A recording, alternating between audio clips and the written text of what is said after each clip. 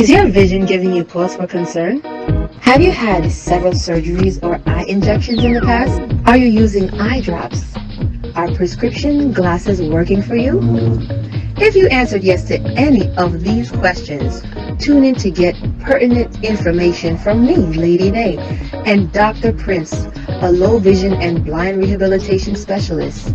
We are live on the PCVI Network to give education, information, and other solutions. Remember to subscribe to our network to get notifications.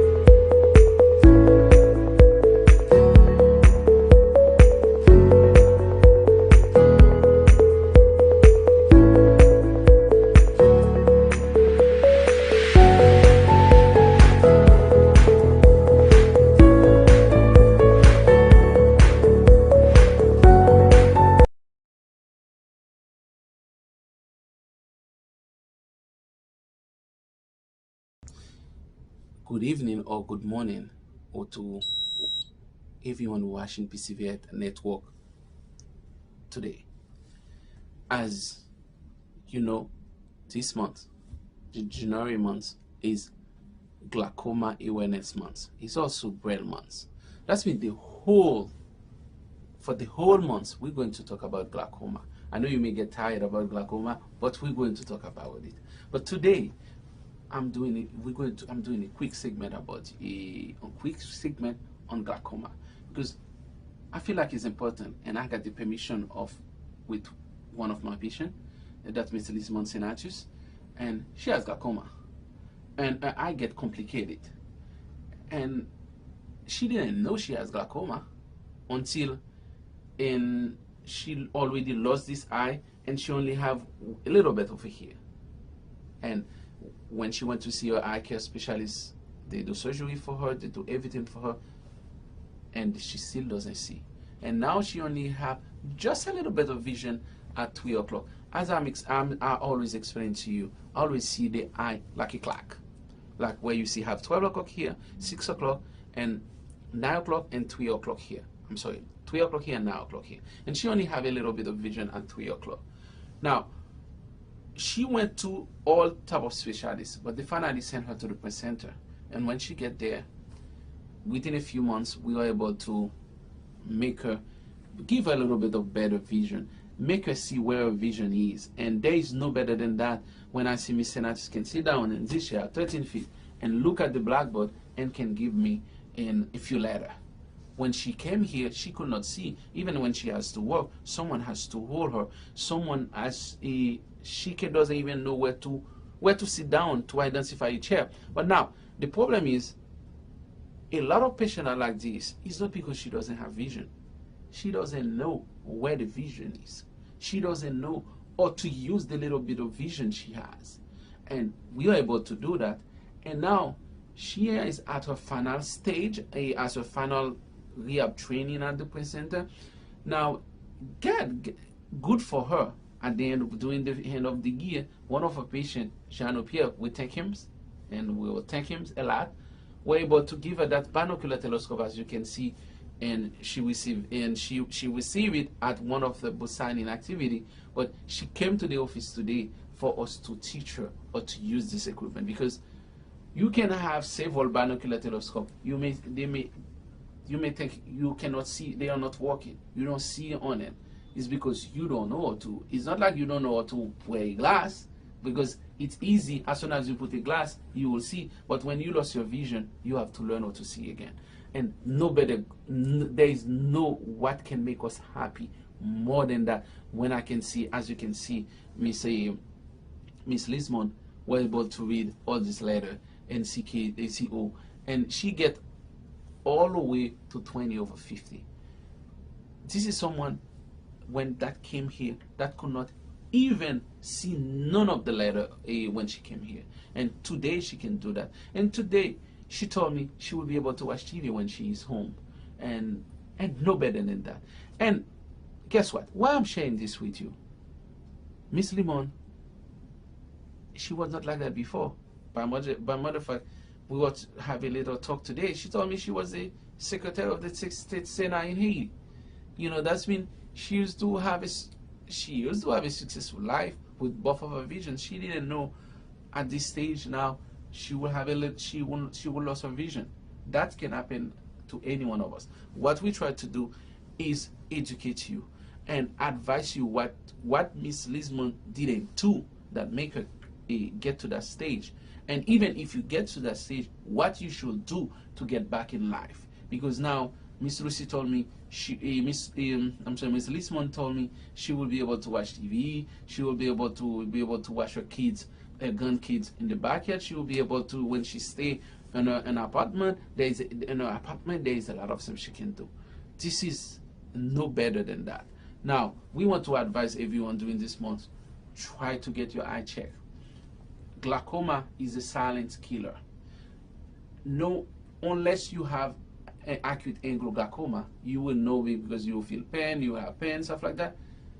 A lot of people that have glaucoma, they don't know if they have it until, because the bad side for glaucoma is like when you have it, you still can read. Because you're losing most of the time vision from outside, vision from to the side. And some people even have tunnel vision. The vision, the closed vision is good. That's one of the issues that make a lot of people doesn't even know until they get late. But it's always one thing I always say to all my patients: always try to check, close one eye, and you see all you see, close the other one, and always check, because she will not know she doesn't see. She lost one of the eye if she used to do this, and get it checked. Now, what I said, it's easy to say it, because in the same money I see a patient that come in, he said to me, I see well far, everything goes okay, I only need a reading glasses. I feel like when this patient just walk into the center, we are low vision and blind facility. It's just like I was almost said, but you come to the wrong place. And until a daughter said, can your guy check? And when we check, we see he's completely blind, his eye, in the right eye. And he's been using only one eye. He didn't know, but he went to see several doctors. They give him prescription for one eye, but they never told him he doesn't see in the one eye, because the same prescription they put for the left eye, this is the same prescription they put for the right eye. We want you to educate yourself. We don't know how many of you may be in the same situation, and we don't want that to be happening to you. That's why we will have asked anyone, whether you've been having several surgery already, whether you've been get served by the Commission for the Blind, or you've been served by any other state agency, stuff like that, you still not so satisfied. You still will want to use the little bit of vision you have, because at the center, not only we help you to see again, we help you use the remaining of vision you have. We help improve it with you, because we have a multidisciplinary team, and I'm going to announce you, we have a brand new a internal medicine doctor that's coming.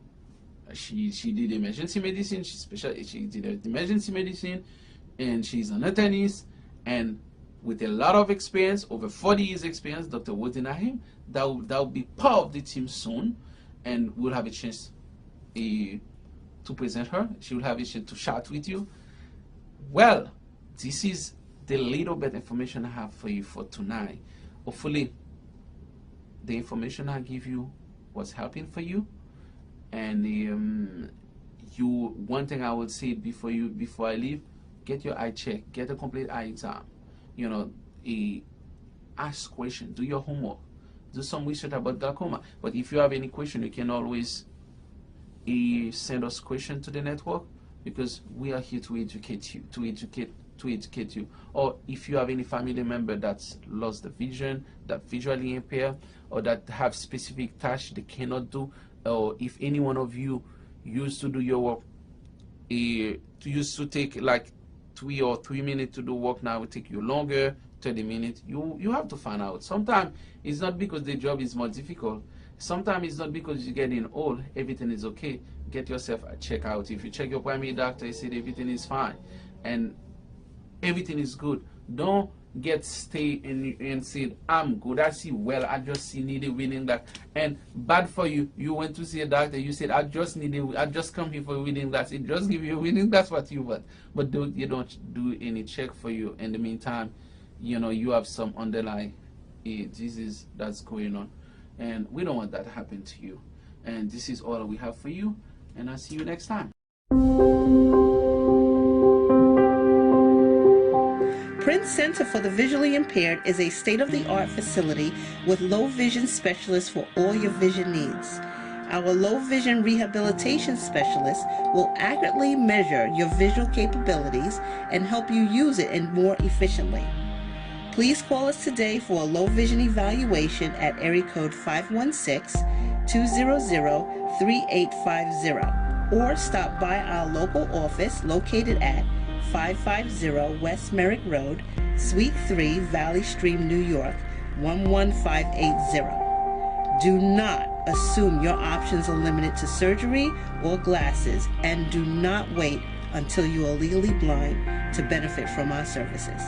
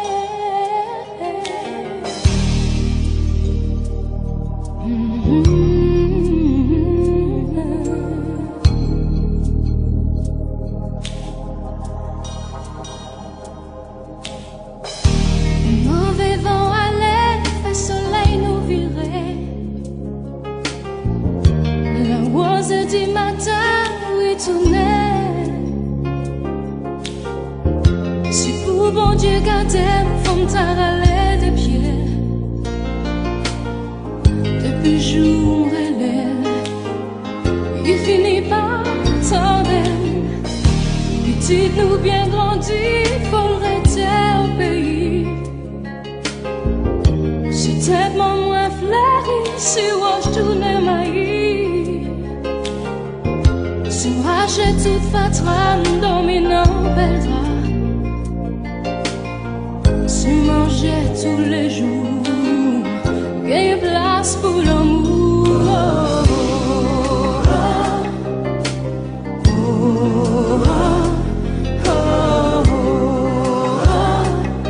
Haïti, pas mourir.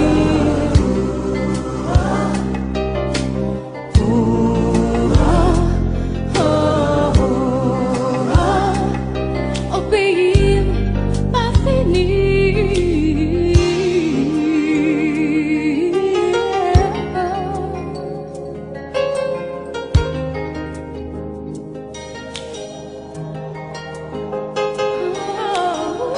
C'est grâce à Lucifer qui te met la misère. Des jours qu'exploiter ou brancher mal l'enfer. Si la vie fait me crédit, pas marcher tout nuit. Pas besoin de prendre bateau pour n'ayez qu'on va pas. Les mauvais vont aller vers l'espoir revirer. Il faut nous rassembler pour nous réconcilier. Liberté gagnant prix nous payer sans crédit.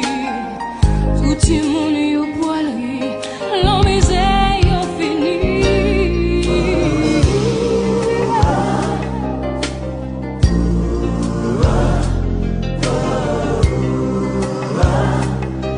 Haïti, pas mourir.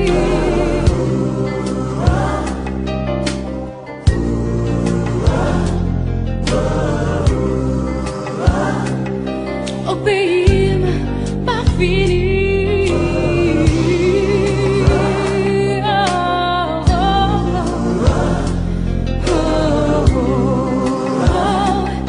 Haïti, à mourir.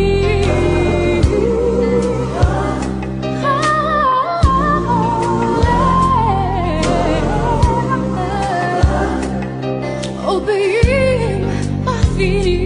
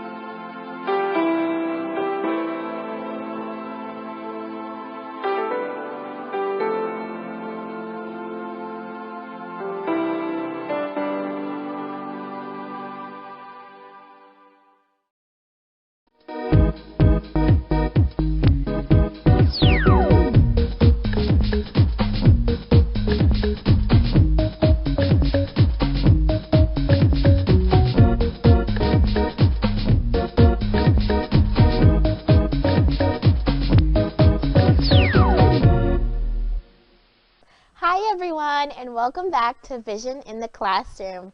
My name is Jerlene Aristide. So today we're going to talk about an exciting topic that centers around careers. And it's specifically geared to those who may be visually impaired and have some sort of impairment in that regard. So what can you do as a visually impaired professional in life? Many things. Your impairment does not hinder you from doing anything unless if you allow it to. So you can become a teacher, a college professor, a guidance counselor, social worker, a psychologist, a chef. Yes, I did say a chef. A masseuse, a rehabilitation teacher, and a counselor, a customer service representative, a masseuse, a chiropractor, and the list goes on and on and on. And you can even work in vision. Yes, you can use your visual impairment to help educate others on theirs. So, some helpful organizations and resources for the blind to help in employment are the AFB, which is the American Foundation for the Blind, and the AFB Consulting Solutions team actually helps people to access a Bluetooth keyboard and tools that can help them land a job. So if you're someone who is visually impaired, they have those tools, like as I said, a Bluetooth keyboard to help you apply for a job. And also another guide is the Transition to Work Program Activity Guide that they provide. It was created for the Community Rehabilitation Program, and providers, vocational rehabilitation agencies, and teachers of the visually impaired, TVIs, working to improve employment outcomes for teens and young adults who are blind and visually impaired. So right after this, I'll be back with much more information that you can utilize to help you in your career. All right, I'll see you soon. We'll be back.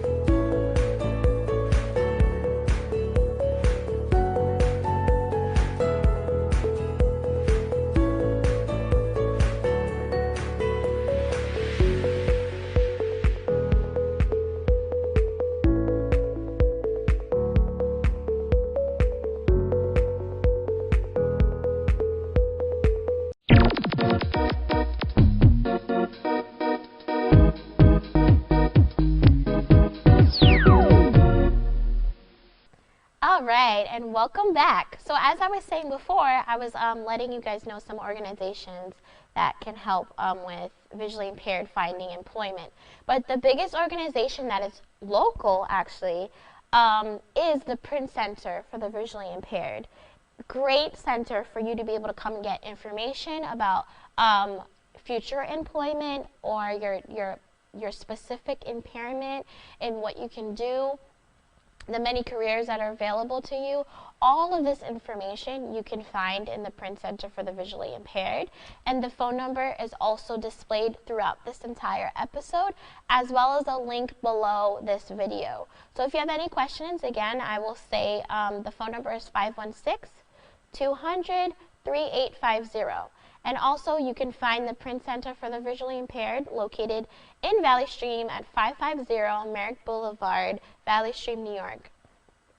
So again, it is located in New York, and if you have any questions, feel free to call, and don't be shy. You can come on in and get more information.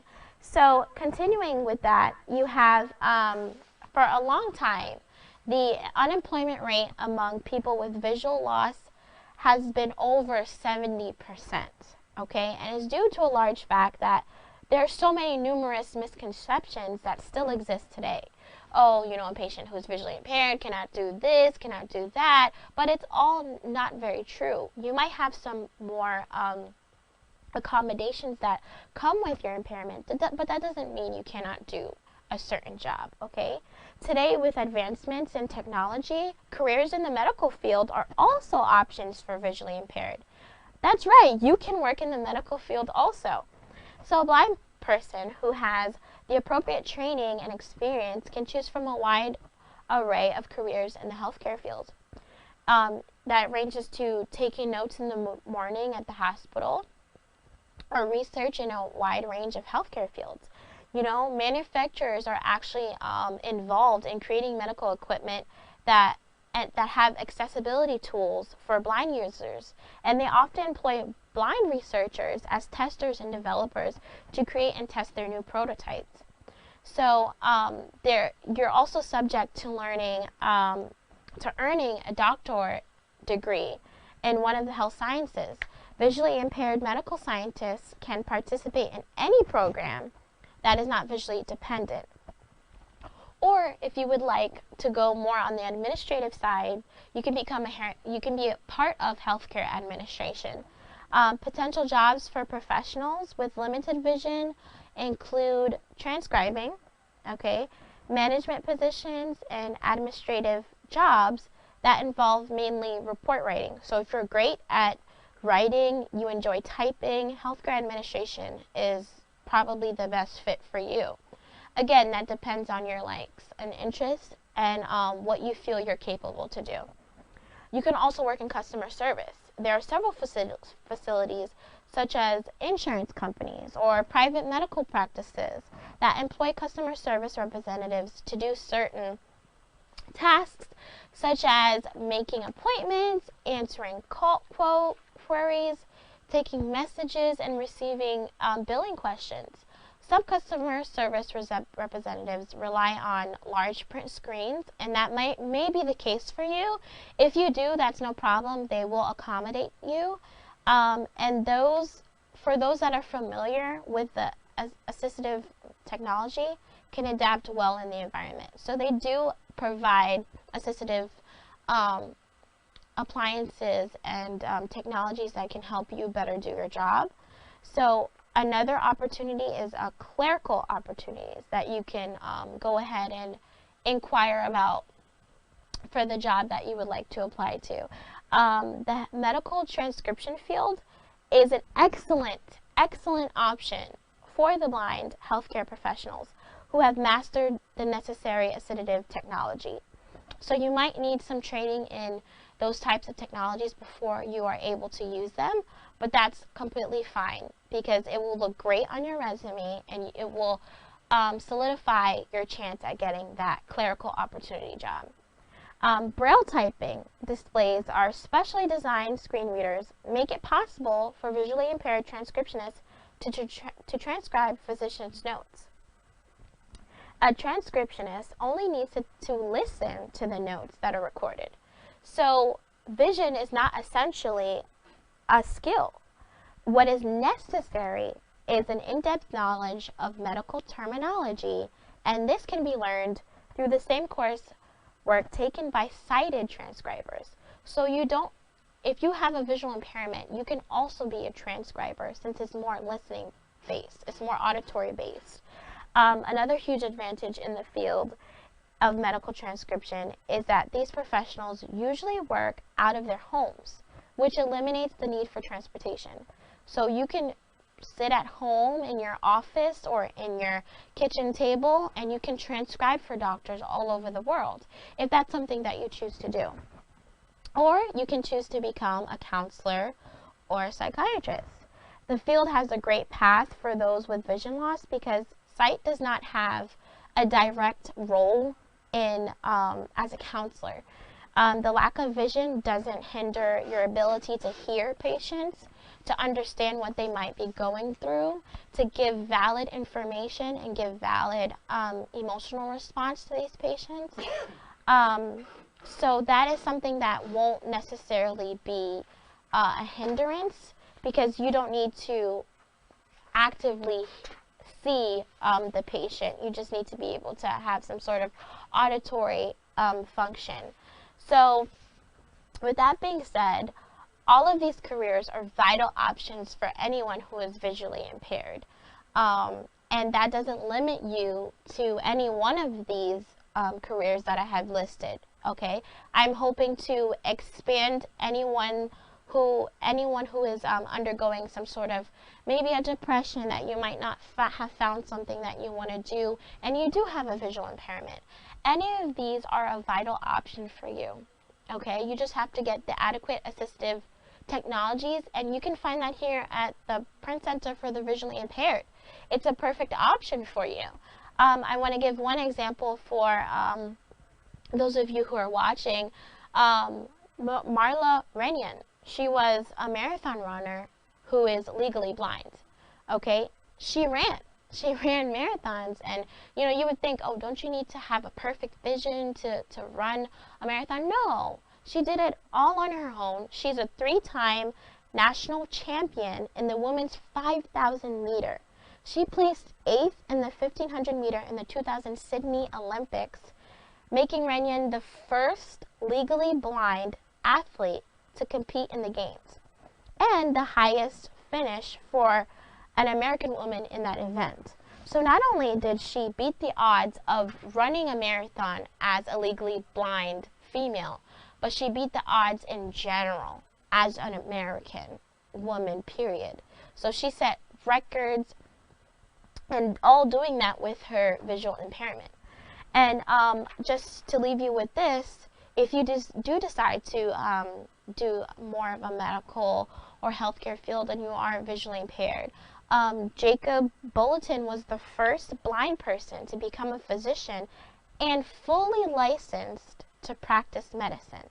Okay, he was completely blind, and he still went and pursued his passion. He became a great physician, and if you would like, you can also research him further.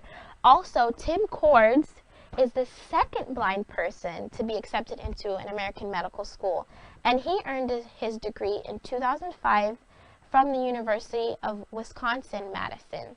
So that just goes to show you there's so many examples of people who are visually impaired or blind who have overcome their obstacles and have set out to do their passion, and what drives them is most likely their impairment.